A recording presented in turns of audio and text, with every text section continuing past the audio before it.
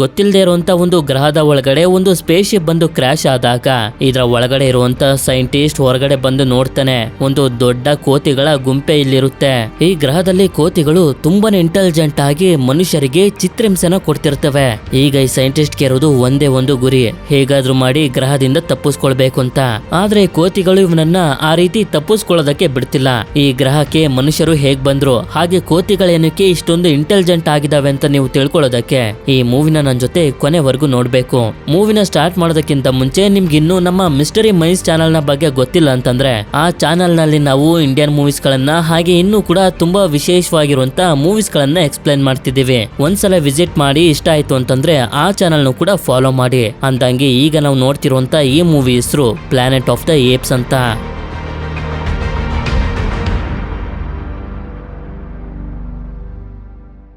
ಮೂವಿಯ ಮೊದಲ ಸೀನ್ ನಲ್ಲಿ ಭೂಮಿಯಿಂದ ಹೊರಗಡೆ ಅಂದ್ರೆ ಸ್ಪೇಸ್ ನಲ್ಲಿ ಪೆರಿಕ್ಯುಲಸ್ ಅನ್ನೋ ಒಂದು ಚಿಂಪಾಂಜಿ ಸ್ಪೇಸ್ ಶಿಪ್ ಅನ್ನ ಓಡಿಸ್ತಿರುತ್ತೆ. ಆದ್ರೆ ಹೀಗೆ ಓಡಿಸ್ತಿರ್ಬೇಕಾದ್ರೆ ಇದರ ಕೈಯಿಂದ ಕಂಟ್ರೋಲ್ ತಪ್ಪಿ ಸೀದಾ ಭೂಮಿಗೆ ಕ್ರಾಶ್ ಆಗೋದಕ್ಕೆ ಅಂತ ಹೋಗ್ತಿರುತ್ತೆ. ನೋಡಿದ್ರೆ ಇದೆಲ್ಲ ನಿಜ ಅಲ್ಲ. ಲಿಯೋ ಅನ್ನೋ ಒಬ್ಬ ವ್ಯಕ್ತಿ ಈ ಪೆರಿಕ್ಯುಲಸ್ಗೆ ಒಂದು ಸ್ಕ್ರೀನ್ ನ ಮುಂದೆ ಈ ಸ್ಪೇಸ್ ಶಿಪ್ ನ ಯಾವ ರೀತಿ ಓಡಿಸೋದು ಅಂತ ಟ್ರೈನಿಂಗ್ ಕೊಡ್ತಿದ್ದ ಅಷ್ಟೇ. ಇದಾದ್ಮೇಲೆನೆ ನಮ್ಗೆ ಗೊತ್ತಾಗೋದು ಇದು 2029ನೇ ಇಸ್ವಿ. ಇಲ್ಲೇ ನಮ್ಗೆ ಆಬಿರೋನ್ ಅನ್ನೋ ಒಂದು ಸ್ಪೇಸ್ ಸ್ಟೇಷನ್ ಕೂಡ ತೋರಿಸ್ತಾರೆ. ಈ ಸ್ಪೇಸ್ ಸ್ಟೇಷನ್ ಒಳಗಡೆ ಏಪ್ಸ್ ಗಳಿಗೆ ಅಂದ್ರೆ ಕೋತಿ ಪ್ರಜಾತಿಗೆ ಸೇರಿರುವಂತೆ ಜೀವಿಗಳಿಗೆ ಪೆರಿಕ್ಯುಲಸ್ ನ ತರನೇ ಸ್ಪೇಸ್ ಶಿಪ್ ಅನ್ನು ಓಡಿಸೋದಕ್ಕೆ ಹಾಗೆ ಎಲ್ಲಾ ತರದ ಟ್ರೈನಿಂಗ್ ಅನ್ನು ಕೊಡ್ತಿರ್ತಾರೆ. ಇದಾದ್ಮೇಲೆ ಲಿಯೋ ಫ್ರೆಂಡ್ಸ್ ಗಳು ಭೂಮಿಯಿಂದ ಇವನನ್ನ ಕಾಂಟ್ಯಾಕ್ಟ್ ಮಾಡಿ ಮಾತಾಡೋದಕ್ಕೆ ಶುರು ಮಾಡ್ತಾರೆ. ಆದ್ರೆ ಅದೇ ಸಮಯಕ್ಕೆ ಇಡೀ ಸ್ಪೇಸ್ ಸ್ಟೇಷನ್ ಅಲ್ಲಿ ಲೈಟ್ ಗಳು ಫ್ಲಿಕರ್ ಆಗೋದಕ್ಕೆ ಶುರುವಾಗ್ತವೆ. ನಂತರ ಇಲ್ಲೇ ಇರುವಂತ ಹೈಯರ್ ಆಫೀಸರ್ ಚೆಕ್ ಮಾಡಿದಾಗ ಈ ಸ್ಪೇಸ್ ಸ್ಟೇಷನ್ ಇಂದ ಸ್ವಲ್ಪ ದೂರದಲ್ಲಿ ಮಿಸ್ಟೀರಿಯಸ್ ಆಗಿರುವಂತ ಒಂದು ಚಂಡಮಾರುತ ಬಂದ್ಬಿಟ್ಟಿದೆ, ಅದು ಕೂಡ ಸ್ಪೇಸ್ ನಲ್ಲಿ. ಆದ್ರಿಂದ ಅದನ್ನ ಏನು ಅಂತ ಚೆಕ್ ಮಾಡೋದಕ್ಕೆ ಪೆರಿಕ್ಯುಲಸ್ ನ ಕಳಿಸೋದಕ್ಕೆ ರೆಡಿ ಮಾಡ್ಕೊಳ್ಳಿ ಅಂತ ಹೇಳ್ತಾರೆ. ಆದ್ರೆ ಲಿಯೋ ಮಾತ್ರ ಇದು ಮನುಷ್ಯರ ಕೆಲಸ, ಮನುಷ್ಯರೇ ಮಾಡ್ಬೇಕು ಅಂತ ಹೇಳಿದ್ರೆ ಇಲ್ಲ, ಅದು ತುಂಬಾನೇ ಡೇಂಜರಸ್, ಅಲ್ಲಿ ಏನಾಗುತ್ತೋ ಏನೋ ಗೊತ್ತಿಲ್ಲ, ಮೊದ್ಲು ಅಲ್ಲಿಗೆ ಪೆರಿಕ್ಯುಲಸ್ ಹೋಗಿ ಚೆಕ್ ಮಾಡೋದು ಒಳ್ಳೇದು ಅಂತ ಹೇಳಿದಾಗ ಇವರು ಕೂಡ ಸರಿ ಅಂತ ಹೇಳಿ ಎಲ್ಲಾ ತಯಾರನ್ನು ಮಾಡ್ಕೊಂಡು ಪೆರಿಕ್ಯುಲಸ್ ನ ಒಂದು ಸ್ಪೇಸ್ ಶಿಪ್ ನ ಒಳಗಡೆ ಕೂರಿಸಿ ಆ ಚಂಡಮಾರುತದ ಕಡೆಗೆ ಕಳಿಸ್ತಾರೆ. ಆದ್ರೆ ಪೆರಿಕ್ಯುಲಸ್ ನ ಸ್ಪೇಸ್ ಶಿಪ್ ಆ ಚಂಡಮಾರುತದ ಹತ್ರ ಹೋಗ್ತಿದ್ದಂಗೆನೆ ಇದ್ದಕ್ಕಿದ್ದಂಗೆನೆ ಸಿಗ್ನಲ್ಲೇ ಕಟ್ ಆಗೋಗುತ್ತೆ. ಅಲ್ಲಿ ಏನಾಗ್ತಿದೆ ನಾನು ಹೋಗಿ ನೋಡ್ಕೊಂಡ್ ಬರ್ತೀನಿ ಅಂತ ಲಿಯೋ ಹೇಳಿದ್ರೆ ಹೈಯರ್ ಆಫೀಸರ್ ಅದಕ್ಕೆ ಒಪ್ಕೊಳ್ಳೋದಿಲ್ಲ. ಆದ್ರೆ ಇವನ್ ಮಾತ್ರ ಯಾರ ಮಾತನ್ನು ಕೂಡ ಕೇಳದೆ ಮತ್ತೊಂದು ಸ್ಪೇಸ್ ಶಿಪ್ ಅನ್ನ ತಗೊಂಡು ಪೆರಿಕ್ಯುಲಸ್ ನ ಹುಡ್ಕೊಂಡ್ ಬಂದಾಗ ನೋಡಿದ್ರೆ ಒಂದು ಪೋರ್ಟಲ್ ಓಪನ್ ಆಗಿ ಅದಿರುವಂತ ಸ್ಪೇಸ್ ಶಿಪ್ ಮಾಯ ಆಗೋಗುತ್ತೆ. ಈ ಕಡೆ ಸ್ಪೇಸ್ ಸ್ಟೇಷನ್ ಅಲ್ಲಿರುವಂತ ಜನರಿಗೆ ಲಿಯೋ ಇಂದನೂ ಕೂಡ ಸಿಗ್ನಲ್ ಕಟ್ ಆಗೋಗಿರುತ್ತೆ. ಇನ್ನೊಂದ್ ಕಡೆ ಲಿಯೋ ಇರುವಂತ ಸ್ಪೇಸ್ ಶಿಪ್ ಹತ್ರನೂ ಕೂಡ ಒಂದು ಪೋರ್ಟಲ್ ಓಪನ್ ಆಗೋಗುತ್ತೆ. ಆ ಪೋರ್ಟಲ್ ನ ಒಳಗಡೆ ಇವನ ಸ್ಪೇಸ್ ಶಿಪ್ ಬರ್ತಿದ್ದಂಗೆನೆ ಯಾವ್ದೋ ಗೊತ್ತಿಲ್ಲದೆ ಇರುವಂತ ಒಂದು ಗ್ರಹನ ಎಂಟರ್ ಆಗಿ ಸೀದಾ ಈ ಗ್ರಹದ ಕಾಡಿನ ಒಳಗಡೆ ಬಂದು ಕ್ರಾಶ್ ಆಗ್ತಾ ನೀರಿನ ಒಳಗಡೆ ಬಿದ್ದೋಗುತ್ತೆ. ಹೇಗೋ ಮಾಡಿ ಲಿಯೋ ನೀರಿಂದ ಏನೋ ಹೊರಗಡೆ ಬರ್ತಾನೆ. ನೋಡಿದ್ರೆ ಕರೂಬಿ ಅನ್ನೋ ಒಬ್ಬ ವ್ಯಕ್ತಿ ಹಾಗೆ ಇವನ ಮಗಳಾಗಿರುವಂತ ಡಯಾನ ತಪ್ಪಿಸ್ಕೊಂಡು ಓಡೋಗ್ತಿರ್ತಾರೆ. ಯಾಕೆ ಅಂತಂದ್ರೆ ಸೈನಿಕರ ರೀತಿ ಬಟ್ಟೆ ಹಾಕೊಂಡಿರುವಂತ ಏಪ್ಸ್ ಗಳು ಅಂದ್ರೆ ಕೋತಿ ಪ್ರಜಾತಿಗೆ ಸೇರಿರುವಂತ ಜೀವಿಗಳು ಮನುಷ್ಯರನ್ನ ಹಿಡಿಯೋದಕ್ಕೆ ಶುರು ಮಾಡಿರ್ತವೆ. ನಂತರ ಲಿಯೋ ಕಾಡಿಂದ ತಪ್ಪಿಸ್ಕೊಂಡು ಹೊರಗಡೆ ಬಂದು ನೋಡಿದ್ರೆ ಇನ್ನೂ ಕೂಡ ಏಪ್ಸ್ ಗಳು ಇರ್ತವೆ. ಇದಾದ್ಮೇಲೆ ಏಪ್ಸ್ ಗಳೆಲ್ಲ ಸೇರಿ ಮನುಷ್ಯರನ್ನ ಹಿಡಿದು ಬಂಧಿಸ್ತಿರ್ಬೇಕಾದ್ರೆ ಅದೇ ಸಮಯಕ್ಕೆ ಈ ಏಪ್ಸ್ ಗಳ ಸೇನಾಧಿಪತಿ ಆಗಿರುವಂತ ತೇಡಿಲಿಗೆ ಬರ್ತಾನೆ. ನಂತರ ಹಿಡಿದಿರುವಂತ ಈ ಮನುಷ್ಯರನ್ನೆಲ್ಲ ಬಂದಿ ಮಾಡ್ಕೊಂಡು ಏಪ್ಸ್ ಗಳು ಒಂದು ಸಿಟಿಗೆ ಕರ್ಕೊಂಡ್ ಬರ್ತಾರೆ. ಇಲ್ಲಿ ನೋಡಿದ್ರೆ ಕೋತಿಗಳೆಲ್ಲ ವ್ಯಾಪಾರ ಮಾಡ್ತಿರ್ತವೆ, ಆದ್ರೆ ಮನುಷ್ಯರು ಮಾತ್ರ ಗುಲಾಮರಾಗಿರ್ತಾರೆ. ನಾನು ಯಾವ ಜಾಗಕ್ಕೆ ಬಂದಿದ್ದೀನಿ ಅಂತ ಲಿಯೋ ಕೇಳ್ತಿದ್ರೆ ಯಾರೊಬ್ರು ಕೂಡ ಇವನ್ ಜೊತೆ ಮಾತಾಡ್ತಿರೋದಿಲ್ಲ. ಇಲ್ಲೇ ನಮ್ಗೆ ಆರಿ ಅನ್ನೋ ಒಂದು ಹೆಣ್ಣು ಚಿಂಪಾಂಜಿನೂ ಕೂಡ ತೋರಿಸ್ತಾರೆ. ಹೀಗೆ ಮನುಷ್ಯರನ್ನೆಲ್ಲ ಕರ್ಕೊಂಡು ಹೋಗ್ತಿರ್ಬೇಕಾದ್ರೆ ಇಲ್ಲಿರುವಂತ ಸಣ್ಣ ಸಣ್ಣ ಮರಿ ಚಿಂಪಾಂಜಿಗಳೆಲ್ಲ ಕಲ್ ತಗೊಂಡು ಹೊಡಿತಿರೋದನ್ನ ನೋಡಿ ಆರಿ ಬಂದು ಈ ಮಕ್ಕಳಿಗೆ ಅರ್ಥ ಮಾಡಿಸ್ತಾಳೆ, ಈ ರೀತಿ ನಾವು ಮನುಷ್ಯರನ್ನ ಕೆಟ್ಟದಾಗಿ ನೋಡಬಾರ್ದು ಅಂತ. ಅಂದ್ರೆ ಮನುಷ್ಯರ ಮೇಲೆ ಅವಳು ಕರುಣೆ ತೋರಿಸ್ತಾಳೆ. ಇದಾದ್ಮೇಲೆ ಬಂದಿ ಮಾಡಿರುವಂತ ಈ ಮನುಷ್ಯರನ್ನೆಲ್ಲ ಲಿಂಬೋ ಅನ್ನೋ ಒಂದು ಚಿಂಪಾಂಜಿ ಸೈನಿಕರಿಂದ ತಗೊಳ್ತಾನೆ, ಇವರೆಲ್ಲರನ್ನು ಗುಲಾಮರನ್ನಾಗಿ ಮಾಡೋದಕ್ಕೆ ಅಂತ. ನಂತರ ಇದೇ ಸಮಯಕ್ಕೆ ನಾವಾಗ್ಲೇ ನೋಡಿದಂತ ಸೇನಾಧಿಪತಿ ತೇಡ್ ಕೂಡ ಇಲ್ಲಿಗೆ ಬರ್ತಾನೆ. ನನ್ ತಂಗಿ ಮಗು ಬರ್ತಡೇ ಇವತ್ತು, ಸಾಕೋದಕ್ಕೆ ಒಂದು ಸಣ್ಣ ಮನುಷ್ಯನ ಕೊಡುವಂತ, ಅಂದ್ರೆ ನಾಯಿ ಮರಿ ರೀತಿ ಸಾಕೋದಕ್ಕೆ ಅಂತ. ಸರಿ ಅಂತ ಇವನು ಕೂಡ ಬಂದಿ ಮಾಡಿರುವಂತ ಜನರಲ್ಲಿ ಒಂದು ಸಣ್ಣ ಮಗುನ ತೆಗೆದು ಇವರಿಗೆ ಕೊಡ್ತಾನೆ. ಅಷ್ಟೇ ಅಲ್ಲದೆ ಇಲ್ಲೇ ನಮ್ಗೆ ಗೊತ್ತಾಗುತ್ತೆ ತೇಡ್ಗೆ ಮನುಷ್ಯರ ಸ್ಮೆಲ್ ಕಂಡ್ರೂ ಆಗೋದಿಲ್ಲ, ಅಷ್ಟು ದ್ವೇಷ ಮಾಡ್ತಾನೆ ಅಂತ. ಇದಾದ್ಮೇಲೆ ಲಿಂಬೋ ಇವರೆಲ್ಲರೂ ಗುಲಾಮರು ಅನ್ನೋ ಗುರ್ತಿಗೆ ಬರೆಗಳನ್ನ ಹಾಕೋದಕ್ಕೆ ಮೊದ್ಲು ಡಯಾನನ ಹೊರಗಡೆ ಕರ್ಕೊಂಡ್ ಬರ್ತಾನೆ. ಆದ್ರೆ ಅದೇ ಸಮಯಕ್ಕೆ ನಾವಾಗ್ಲೇ ನೋಡಿದಂತ ಆರ್ ಇಲ್ಲಿಗೆ ಬಂದು ಇವನನ್ನ ತಡಿತಾಳೆ. ಇಲ್ಲಿ ಹೇಳ್ಬೇಕು ಅಂತಂದ್ರೆ ಲಿಂಬೋಗೆ ಇವಳ ವಿರುದ್ಧ ಮಾತಾಡೋದಕ್ಕೂ ಕೂಡ ತುಂಬಾ ಕಷ್ಟ ಆಗ್ತಿರುತ್ತೆ. ಏನಕ್ಕೆ ಅನ್ನೋದು ನಮ್ಗೆ ಮುಂದೆ ಗೊತ್ತಾಗುತ್ತೆ. ಅದೇ ಸಮಯಕ್ಕೆ ಲಿಯೋ ಆರಿನ ಹಿಡ್ಕೊಂಡು ನನ್ಗೆ ಹೆಲ್ಪ್ ಮಾಡು ಅಂತ ಕೇಳ್ಕೊತಾನೆ. ಆದ್ರಿಂದ ಆರಿನು ಕೂಡ ಲಿಯೋ ಮತ್ತೆ ಡಯಾನಾ ಇಬ್ಬರನ್ನು ಕೂಡ ನನ್ ಜೊತೆ ಕಳ್ಸು ಅಂತ ಹೇಳ್ತಾಳೆ. ಅದಕ್ಕೆ ಲಿಂಬೋನು ಕೂಡ ಸರಿ ಅಂತ ಒಪ್ಕೊಳ್ತಾನೆ. ಮುಂದಿನ ಸೀನ್ ನಲ್ಲಿ ಇವರಿಬ್ಬರನ್ನ ಆರಿ ಮನೆಗೆ ಕರ್ಕೊಂಡ್ ಬಂದಿರ್ತಾರೆ. ಇಲ್ಲಿ ನಮ್ಗೆ ಆರಿಯ ತಂದೆನ ತೋರಿಸ್ತಾರೆ. ಹೇಳ್ಬೇಕು ಅಂತಂದ್ರೆ ಇವರು ಎಲ್ಲಾ ಏಪ್ಸ್ ಗಳಿಗೂ ಮಿನಿಸ್ಟರ್. ಅಷ್ಟೇ ಅಲ್ಲದೆ ಇವ್ರಿಗೂ ಕೂಡ ಮನುಷ್ಯರಂದ್ರೆ ಇಷ್ಟ ಇರೋದಿಲ್ಲ. ಆದ್ರೆ ಇವರ ಮಗಳು ಹಠಕ್ಕೋಸ್ಕರ ಮನುಷ್ಯರನ್ನ ಗುಲಾಮರನ್ನಾಗಿ ಮನೇಲಿ ಇಟ್ಕೊಂಡಿದ್ದಾರೆ ಅಷ್ಟೇ. ನಂತರ ಇವರ ಮನೆಗೆ ಗೆಸ್ಟ್ ಗಳು ಬರ್ತಿರ್ತಾರೆ. ಇದೇ ಸಮಯನ ಉಪಯೋಗಿಸ್ಕೊಂಡು ಲಿಯೋ ಇಲ್ಲಿಂದ ತಪ್ಪಿಸ್ಕೊಳ್ಳೋದಕ್ಕೆ ನೋಡಿದ್ರೆ ಆರ್ಯ ಬಾಡಿ ಗಾರ್ಡ್ ಆಗಿರುವಂತ ಅಟ್ಟರ್ ಇಲ್ಲಿಗೆ ಬಂದು ಇವರನ್ನ ಹೊರಗಡೆ ಹೋಗೋದಕ್ಕೆ ಬಿಡ್ತಿರೋದಿಲ್ಲ.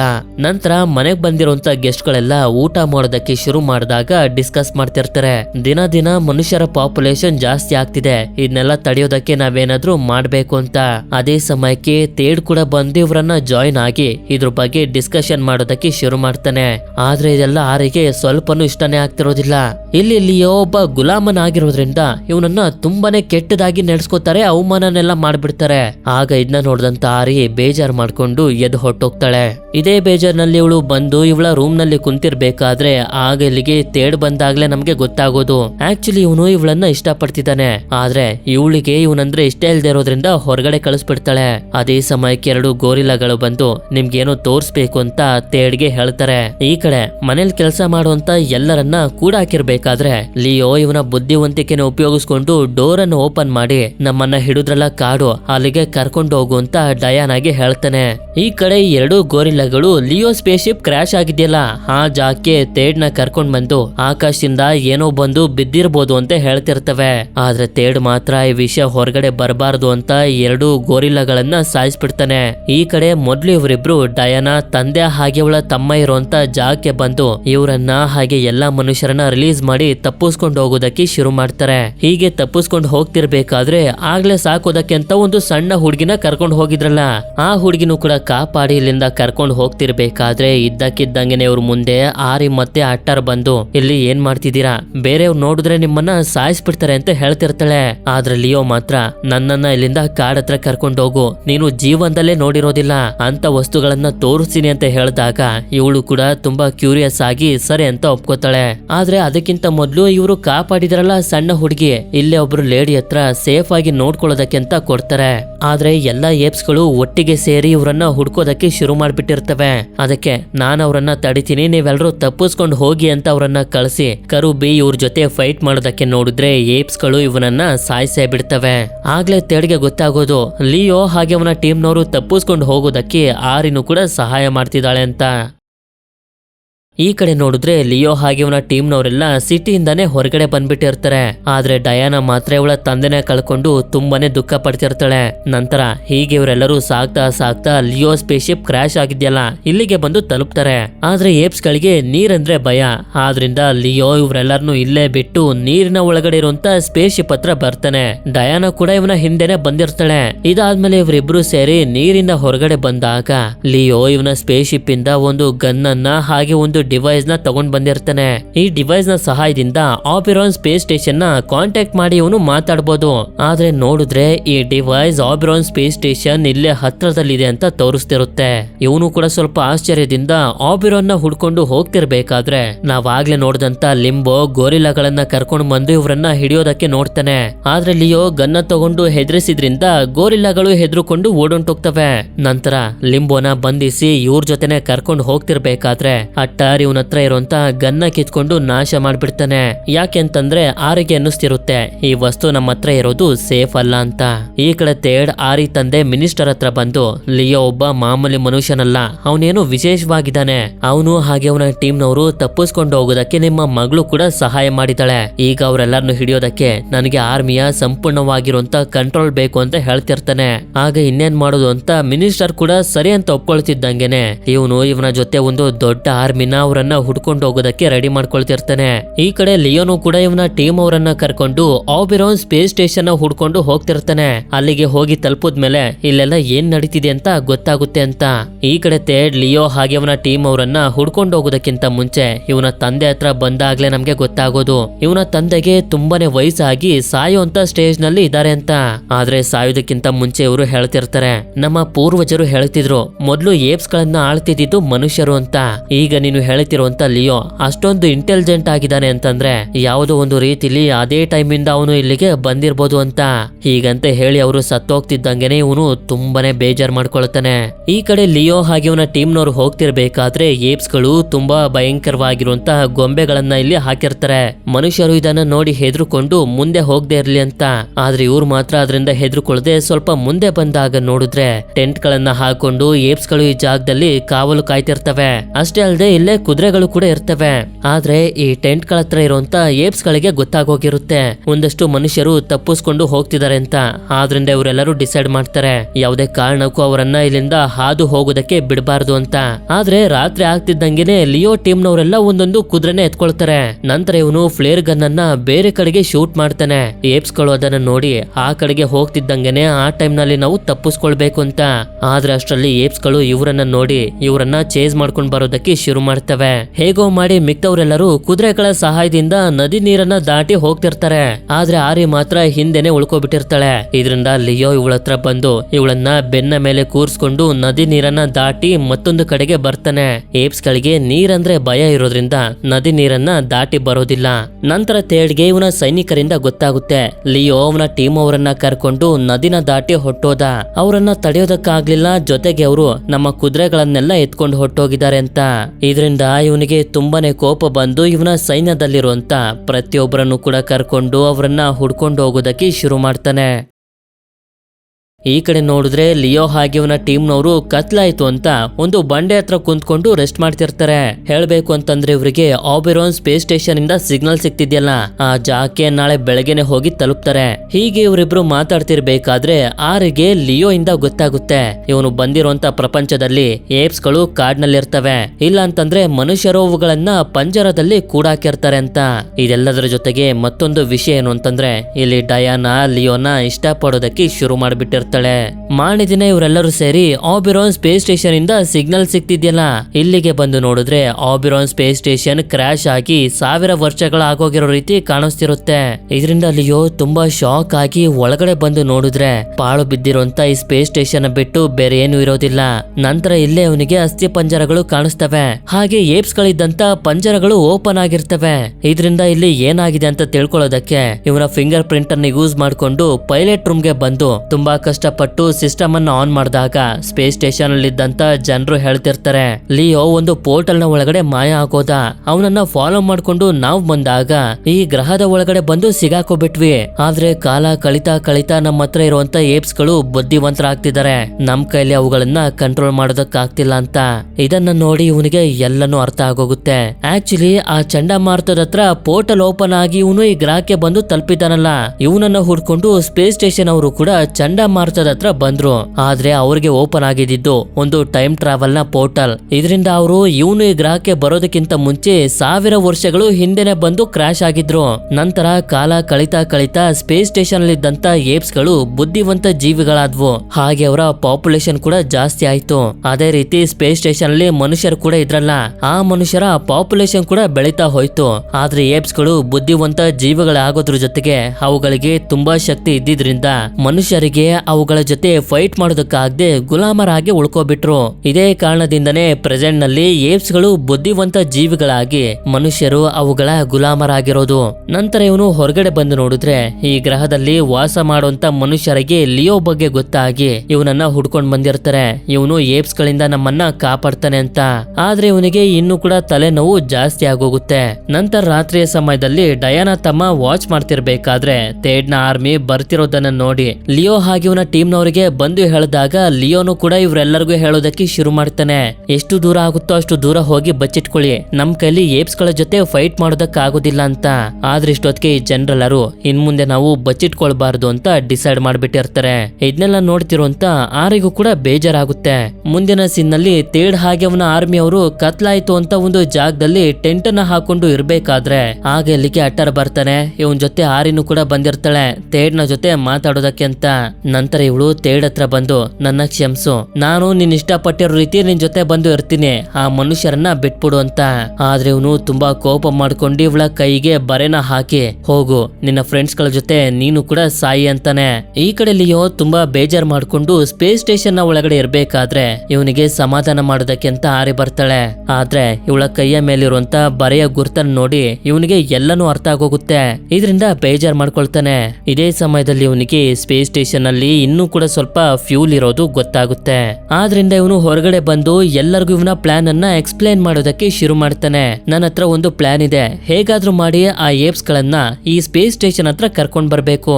ಹಾಗೆ ನಾನು ಹೇಳ್ತಿದ್ದಂಗೆ ನೀವೆಲ್ರು ಇದ್ರ ಹಿಂದೆ ಹೋಗಿ ಬಚ್ಚಿಟ್ಕೊಳ್ಬೇಕು. ಹೌದು, ನೀವ್ ಹೇಳಿದ್ದು ಸರಿನೇ, ಇನ್ ಮುಂದೆ ನಾವು ಸುಮ್ನಿದ್ರೆ ಆಗೋದಿಲ್ಲ, ನಾವು ಬದುಕ್ಬೇಕು ಅಂತಂದ್ರೆ ಹಿಂದೆ ತಿರುಗಿ ಫೈಟ್ ಮಾಡ್ಲೇಬೇಕು ಅಂತ. ಇದನ್ನ ಕೇಳಿ ಎಲ್ಲರೂ ಕೂಡ ಸರಿ ಅಂತ ಒಪ್ಕೊಂಡು ರೆಡಿ ಆಗ್ತಿರ್ತಾರೆ. ಅದೇ ರೀತಿ ಈ ಕಡೆ ತೇಡ್ ಹಾಗೆ ಅವನ ಆರ್ಮಿಯವರು ಕೂಡ ಎಲ್ಲಾ ತಯಾರಿಯನ್ನು ಮಾಡ್ಕೊಂಡು ಬೆಳಕಾಗೋಷ್ಟ್ರಲ್ಲಿ ಲಿಯೋ ಹಾಗೆ ಅವನ ಟೀಮ್ ಇರುವಂತ ಜಾಗಕ್ಕೆ ಬಂದು ತಲುಪ್ತಾನೆ. ಆಗ ಲಿಯೋ ಸಿಗ್ನಲ್ ಕೊಡ್ತಿದ್ದಂಗೆನೆ ಎಲ್ಲರೂ ಸ್ಪೇಸ್ ಸ್ಟೇಷನ್ ನ ಹಿಂದೆ ಹೋಗಿ ಬಚ್ಚಿಟ್ಕೊಳ್ತಾರೆ. ನಂತರ ಲಿಯೋ ಟೀಮ್ ನವರು ತೇಡ್ ಹತ್ರ ಮಾತಾಡೋದಕ್ಕೆ ಅಂತ ಬಂದ್ರೆ ಇವನ್ ಮಾತ್ರ ಮಾತಾಡೋದಕ್ಕೆ ರೆಡಿನೇ ಆಗಿರೋದಿಲ್ಲ. ಫೈಟ್ ಮಾಡೋದಕ್ಕೆ ಇವನ ಆರ್ಮಿಯವರನ್ನ ಕಳಿಸ್ಬಿಡ್ತಾನೆ. ಆದ್ರಿಂದ ಇವರು ಹೆದರ್ಕೊಂಡು ವಾಪಸ್ ಬರ್ತಿರ್ಬೇಕಾದ್ರೆ ಡಯಾನ ತಮ್ಮ ಕೆಳಗಡೆ ಬಿದ್ದೋಗ್ತಾನೆ. ಇದರಿಂದ ಲಿಯೋ ಇಷ್ಟಾಗುತ್ತೋ ಅಷ್ಟು ಸ್ಪೀಡ್ ಆಗಿ ಈ ಹುಡುಗನ ಹತ್ರ ಬಂದು ಕಾಪಾಡಿ ಕರ್ಕೊಂಡ್ ಬರ್ತಿದ್ದಂಗೆನೆ ರಿಮೋಟ್ ನ ಸಹಾಯದಿಂದ ಸ್ಪೇಸ್ ಸ್ಟೇಷನ್ ನ ಇಂಜಿನ್ ನ ಸ್ಟಾರ್ಟ್ ಮಾಡ್ತಾನೆ. ಆಗ ಜೋರಾಗಿ ಬೆಂಕಿ ಹತ್ಕೊಂಡಿದ್ರಿಂದ ಏಪ್ಸ್ ಗಳಿಗೆ ಏಟ್ ಆಗೋಗ್ತವೆ. ಅವುಗಳೆಲ್ಲ ವೀಕ್ ಆಗಿರೋದನ್ನ ನೋಡಿ ಮನುಷ್ಯರು ಇವರ ಜೊತೆ ಫೈಟ್ ಮಾಡೋದಕ್ಕೆ ಶುರು ಮಾಡ್ತಾರೆ. ಆದ್ರೆ ಹೀಗೆ ಫೈಟ್ ಮಾಡ್ತಿರ್ಬೇಕಾದ್ರೆ ಆರಿಗೆ ಏಟ್ ಆಗೋಗುತ್ತೆ. ಈ ಸಮಯದಲ್ಲಿ ಡಯಾನ ಇವಳ ಕೈಯ ಮೇಲಿರುವಂತ ಬರೆಗುರ್ತನ ನೋಡಿ ಇವಳು ಕೂಡ ಎಲ್ಲನೂ ಅರ್ಥ ಮಾಡ್ಕೊಬಿಡ್ತಾಳೆ.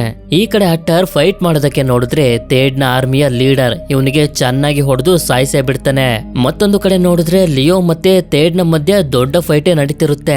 ಹೀಗೆ ಫೈಟ್ ಮಾಡ್ತಾ ಮಾಡ್ತಾ ಇವನು ಇನ್ನೇನು ಲಿಯೋನ ಸಾಯಿಸ್ಬೇಕು ಅಂತ ಅನ್ಕೊಳ್ಳೋಷ್ಟ್ರಲ್ಲಿ ಅದೇ ಸಮಯಕ್ಕೆ ಆಕಾಶದಿಂದ ಏನೋ ಶಬ್ದ ಬರುತ್ತೆ. ನೋಡಿದ್ರೆ ಒಂದು ಸ್ಪೇಸ್ ಶಿಪ್. ಈ ಸ್ಪೇಸ್ ಶಿಪ್ ನ ಒಳಗಡೆ ಇರೋದು ಬೇರೆ ಯಾರು ಅಲ್ಲ, ಪೆರಿಕ್ಯುಲಸ್. ಏಪ್ಸ್ ಗಳೆಲ್ಲ ನಮ್ಮ ಪ್ರಜಾತಿಗೆ ಸೇರಿರುವಂತ ಜೀವಿ ಸ್ಪೇಸ್ ಶಿಪ್ ನಲ್ಲಿ ಆಕಾಶದಿಂದ ಬಂದಿದ್ದಾರೆ ಅಂತ ದೇವರ ರೀತಿನೇ ಇದನ್ನ ನೋಡ್ತಿರ್ತಾರೆ. ನಂತರ ಲಿಯೋ ಪೆರಿಕ್ಯುಲಸ್ ನ ಹೊರಗಡೆ ಕರ್ಕೊಂಡ್ ಬರ್ತಾನೆ. ಹಾಗೆ ಅವನಿಗೊಂದು ಬ್ಯಾಗ್ ಸಿಕ್ಕಿರುತ್ತೆ. ಈ ಬ್ಯಾಗ್ ನಲ್ಲಿ ಗನ್ ಕೂಡ ಇರುತ್ತೆ. ಆದ್ರೆ ಪೆರಿಕ್ಯುಲಸ್ ಸ್ಪೇಸ್ ಸ್ಟೇಷನ್ ನ ಒಳಗಡೆ ಹೊಟ್ಟೋಗುತ್ತೆ. ಅದೇ ಸಮಯಕ್ಕೆ ತೇಡ್ ಕೂಡ ಮತ್ತೆ ಲಿಯೋ ಹತ್ರ ಬಂದು ಫೈಟ್ ಮಾಡೋದಕ್ಕೆ ಶುರು ಮಾಡ್ಬಿಡ್ತಾನೆ. ಹೀಗೆ ಇವರಿಬ್ರು ಫೈಟ್ ಮಾಡ್ತಾ ಮಾಡ್ತಾ ಸ್ಪೇಸ್ ಸ್ಟೇಷನ್ ನ ಒಳಗಡೆ ಬರ್ತಾರೆ.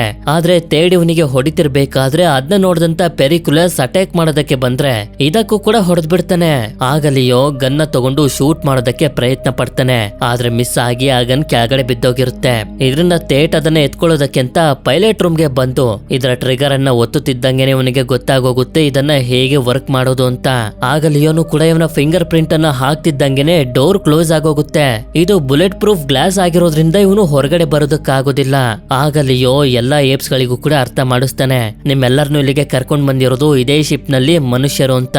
ಇದರಿಂದ ಈಗ ಏಪ್ಸ್ ಗಳೆಲ್ಲ ಮನುಷ್ಯರ ಜೊತೆ ಸೇರಿ ಬದುಕೋದಕ್ಕೆ ಒಪ್ಕೊಂಡಿರ್ತಾರೆ. ಆದ್ರೆ ಯಾರೊಬ್ರು ಕೂಡ ತೇಡ್ ನೈಲಿಂದ ಹೊರಗಡೆ ಬರೋದಕ್ಕೆ ಬಿಡೋದಿಲ್ಲ, ಇಲ್ಲೇ ಸಾಯಿಲಿ ಅಂತ ಬಿಟ್ಬಿಡ್ತಾರೆ. ಲಿಯೋ ಪೆರಿಕ್ಯುಲಸ್ ಹತ್ರ ಬಂದು ನೋಡಿದ್ರೆ ಪೆರಿಕ್ಯುಲಸ್ ಕೂಡ ಸೇಫ್ ಆಗಿರುತ್ತೆ, ಏನು ಆಗಿರೋದಿಲ್ಲ. ಮುಂದಿನ ಸೀನ್ ನಲ್ಲಿ ಆರಿ ಅಟ್ಟರ್ ಸತ್ತೋಗಿರೋದ್ರಿಂದ ತುಂಬಾನೇ ದುಃಖ ಪಡ್ತಿರ್ತಾಳೆ. ಹಾಗೆ ಈಗ ಏಪ್ಸ್ ಗಳು ಮನುಷ್ಯರ ಜೊತೆ ಸೇರಿ ಬದುಕೋದಕ್ಕೆ ರೆಡಿ ಆಗಿರೋದ್ರಿಂದ ಲಿಯೋ ಪೆರಿಕ್ಯುಲಸ್ ನ ಆರಿಗೆ ಕೊಡ್ತಾನೆ, ಇವನನ್ನ ಚೆನ್ನಾಗಿ ನೋಡ್ಕೊ ಅಂತ. ಯಾಕೆಂತಂದ್ರೆ ಸ್ಪೇಸ್ ಶಿಪ್ ನಲ್ಲಿ ಟ್ರಾವೆಲ್ ಮಾಡೋದಕ್ಕಾಗೋದು ಒಬ್ರಿಗ್ ಮಾತ್ರ. ಆರಿ ಇವನನ್ನ ಕೇಳ್ತಾಳೆ, ನೀನ್ ಇಲ್ಲೇ ಇರ್ಬೋದಲ್ಲ ಅಂತ. ಆದ್ರೆ ಇವನ್ ಮಾತ್ರ ಇಲ್ಲ, ನಾನ್ ಇಲ್ಲಿಂದ ಹೋಗ್ಲೇಬೇಕು ಅಂತ ಹೇಳ್ತಾನೆ. ಸರಿ ಅಂತ ಇವಳಿಗೆ ಗುಡ್ ಬೈ ಹೇಳಿ ಇವನನ್ನ ಇಷ್ಟಪಡ್ತಿರುವಂತ ಡಯಾನ ಹತ್ರ ಬಂದು ಇವಳಿಗೂ ಕೂಡ ಗುಡ್ ಬೈ ಹೇಳ್ತಾನೆ. ನಂತರ ಕೊನೆಗೂ ಸ್ಪೇಸ್ ಶಿಪ್ ಅನ್ನ ಸ್ಟಾರ್ಟ್ ಮಾಡ್ಕೊಂಡು ಈ ಗ್ರಹದಿಂದ ಸೀದಾ ಹೊರಗಡೆ ಬಂದು ಸ್ಪೇಸ್ ನಲ್ಲಿರುವಂತ ಚಂಡಮಾರುತಗಳ ಹತ್ರ ಹೋಗ್ತಿದ್ದಂಗೆನೆ ಒಂದು ಪೋರ್ಟಲ್ ಓಪನ್ ಆಗಿ ಸೀದಾ ಭೂಮಿ ಹತ್ರ ಬರ್ತಾನೆ. ಆದ್ರೆ ಲ್ಯಾಂಡ್ ಮಾಡೋದಕ್ಕೆ ನೋಡಿದ್ರೆ ಕಂಟ್ರೋಲ್ಗೆ ಸಿಗದೆ ಸೀದಾ ಭೂಮಿಗೆ ಬಂದು ಕ್ರಾಶ್ ಆಗ್ಬಿಡ್ತಾನೆ. ಅಬ್ಬಾ ಕೊನೆಗೂ ಭೂಮಿಗೆ ಬಂದೆ ಅಂತ ಇವನು ಅನ್ಕೊಳ್ತಿದ್ರೆ ಅದೇ ಸಮಯಕ್ಕೆ ಮುಂದೆ ನೋಡ್ತಾನೆ ಒಂದು ಏಪ್ನ ಮೂರ್ತಿ ಇಲ್ಲಿರುತ್ತೆ. ಆಕ್ಚುಲಿ ಹೇಳ್ಬೇಕು ಅಂತಂದ್ರೆ ಈ ಗ್ರಹ ಭೂಮಿನೇ, ಆದ್ರೆ ಮನುಷ್ಯರು ಇರ್ಬೇಕಾಗಿದ್ದಂತ ಜಾಗದಲ್ಲಿ ಏಪ್ಸ್ ಗಳು ಇರ್ತವೆ. ಅಂದ್ರೆ ಇವನೊಂದು ಪ್ಯಾರಲಲ್ ಯೂನಿವರ್ಸ್ ಗೆ ಬಂದ್ಬಿಟ್ಟಿದ್ದಾನೆ. ಪ್ಯಾರಲಲ್ ಯೂನಿವರ್ಸ್ ಅಂತಂದ್ರೆ ಬೇರೆ ಏನು ಅಲ್ಲ, ಇದು ಕೂಡ ಭೂಮಿನೇ, ಆದ್ರೆ ಮನುಷ್ಯರು ಇರ್ಬೇಕಾಗಿದ್ದಂತ ಜಾಗದಲ್ಲಿ ಕೋತಿಗಳು ಏಪ್ಗಳು ಇರ್ತಾವಷ್ಟೇ. ಇಂತ ಒಂದು ಟ್ವಿಸ್ಟ್ ನ ಜೊತೆಗೆ ಈ ಮೂವಿ ಎಂಡ್ ಆಗುತ್ತೆ. ಈ ಮೂವಿ ನಿಮ್ಮೆಲ್ಲರಿಗೂ ಇಷ್ಟ ಆಗಿರುತ್ತೆ ಅಂತ ಅನ್ಕೊಂಡಿದೀನಿ. ಇಷ್ಟ ಆಗಿತ್ತು ಅಂತಂದ್ರೆ ನನಗೆ ಕಮೆಂಟ್ ಮಾಡಿ ತಿಳಿಸಿ. ಈ ಮೂವಿಲಿ ಲಿಯೋ ಟ್ರೈನಿಂಗ್ ಕೊಡ್ತಿದ್ನಲ್ಲ ಚಿಂಪಾಂಜಿ, ಆದ್ರೆ ಹೆಸರು ಏನು ಅಂತ. ಹಾಗೆ ವಿಡಿಯೋ ಇಷ್ಟ ಆಗಿತ್ತು ಅಂತಂದ್ರೆ ಲೈಕ್ ಮಾಡಿ. ಸರಿ, ಸಿಗೋಣ ಮತ್ತೊಂದು ಅಮೇಜಿಂಗ್ ಆಗಿರುವಂತ ವಿಡಿಯೋದಲ್ಲಿ. Until then stay tune mystery explainer Kannada.